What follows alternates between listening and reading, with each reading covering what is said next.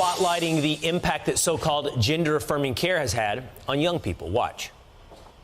There was a study looking at the Swedish population of those who had transitioned that found that those who had transitioned had suicide rates 19 times higher than population-matched controls. Puberty blockers followed by cross-sex hormones. The fact they're being offered outside of clinical trials, despite the fact there's so much unknown about long-term risk, is a scandal. Now the film's producers say that AMC theaters abruptly canceled all screenings of the documentary, caving to the demands of a trans rights group. AMC theaters declining to comment on the record about their decision to pull the release.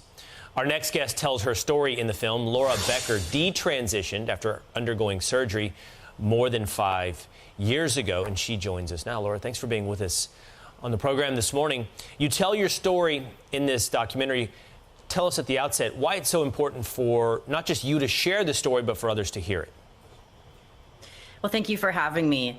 This documentary and sharing these stories like mine of detransitioning and the medical harm that's being done to vulnerable populations is of the utmost importance, because we have a plethora of young girls and boys, but girls especially, that are having identity issues, normal issues through puberty, or more severe issues with autism, trauma, mental health issues.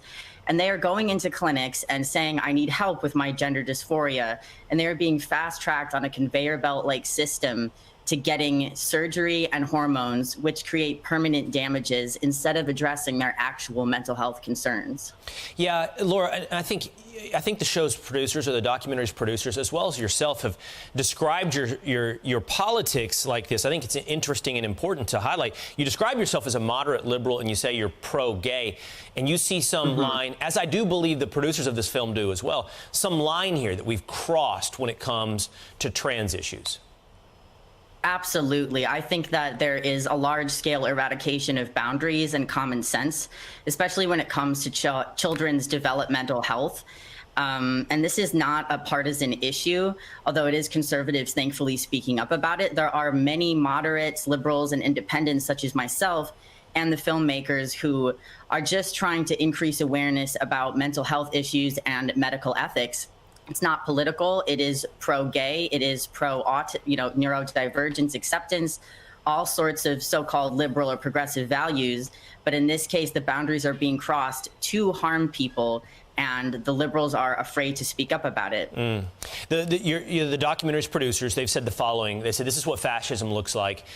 Please help this movie be screened, talking about the fact that it has been, its showings have been taken down or taken off the market by AMC. I'm curious your thoughts on this, Laura. This move, and whether or not that's what's motivated AMC. There is pressure. There are trans groups putting pressure on AMC as to what actually motivated AMC. We do know that there's a larger story out there about, this decline in ability to have a free conversation, rational thinking, that you can't talk about this issue. And by the way, while trans issues are the tip of the spear, it's on a lot of issues, right?